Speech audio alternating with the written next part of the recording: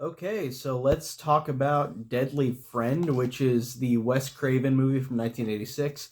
And I just got the Scream Factory release that came out, I don't know, a couple weeks ago or a month ago. Finally got the chance to get it. I have never seen this one before, so this is a new watch, my first watch. So I've never seen anything about this. Um, it's one of those Wes Craven movies I've always heard stuff about, and I have seen the infamous like basketball hitting the lady and her head explodes. Like I've seen that scene of the movie, but I have not seen the movie until now. I did just see the movie technically, but it's from 1986. It is Wes Craven's movie. I don't know if it's after, literally right after Nightmare on Elm Street, because the poster art suggests that it is very close to it. Because Nightmare on Elm Street came out in '84. This came out in '86. I just don't know if he made any other movies between these. He might have done The Hills Have Eyes too. I think he was obligated to do that. I think he might have did that between Nightmare One and this. But the artwork to this is the actual poster art. This is the weirdest artwork like for this movie. I don't understand what this even means. Like this artwork looks like this woman is in space. Like I don't get it. It doesn't. It's very odd. And then it's just her in a window with the window sheets flailing out into the wind. It's very weird. Like this movie. This movie is so strange. Um, and it's funny because Wes Craven has a lot of movies that are very strange, and some of them work way better. This one is just one that's really out there.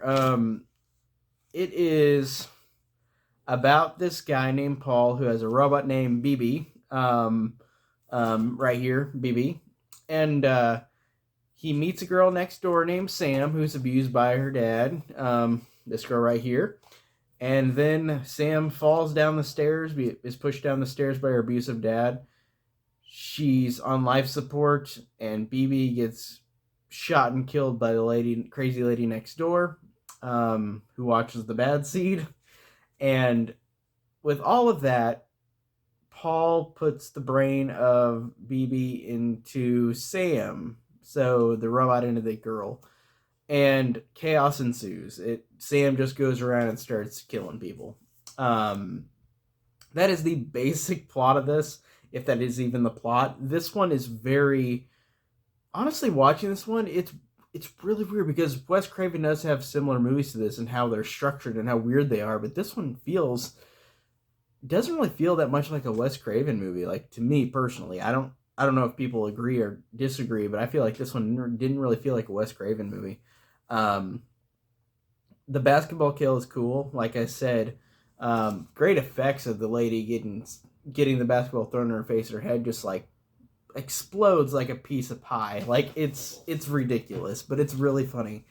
And then you see her head like is gone, and then her body still starts moving, and she's still grunting even though her head's gone. Like that was funny, and I thought that was pretty hilarious. I did enjoy that. I really loved BB the robot, even though he wasn't in the movie as much as I wanted because BB gets killed at the beginning. Um, I just thought that was a cute little robot. I thought it was fun.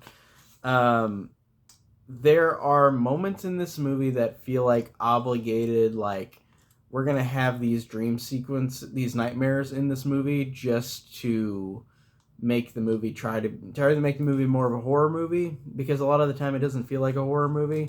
There are two nightmare sequences of this movie, and speaking of nightmare, this is after Nightmare on Elm Street. Um, but there is a nightmare scene where the dad goes up to Sam and she stabs him and he starts bleeding out. And he's like, "You can't stop me. You can't kill me.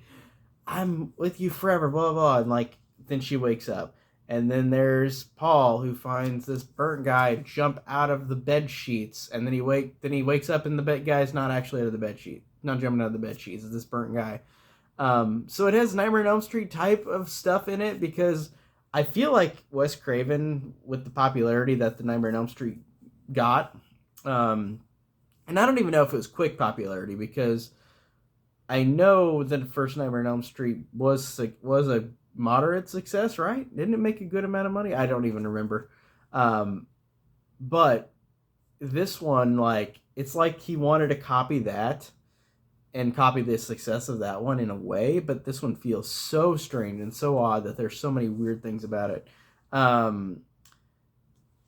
It's really weird. I don't know.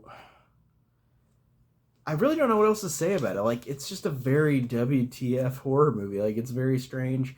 The ending to this, I want to spoil the ending, but if you haven't seen it, it honestly is like an ending that's, I think, worth watching, because it's just like I watched an hour and a half of this, and this is how it ends. This is insane. And I did like that. I did like that ending, even though the effects were kind of lame with the ending, and it's hard to explain without saying what happened. And I'm not gonna say. But that was weird. And then also the scene earlier in the movie where the dad, like, Sam comes back as BB, and Sam crushes the dad's hand, like bends it back in half, and it's obviously a rubber hand. Like, some of the effects in this were pretty terrible, but some of them were pretty awesome. Like I said, that basketball kill was awesome. I thought that guy, even though it was so weird and random, but that nightmare scene of the guy jumping out of the bed, I thought he looked good in terms of effects. But then there's some really bad effects, so it's really weird. It's a mixed bag for me in terms of effects. The story is very weird.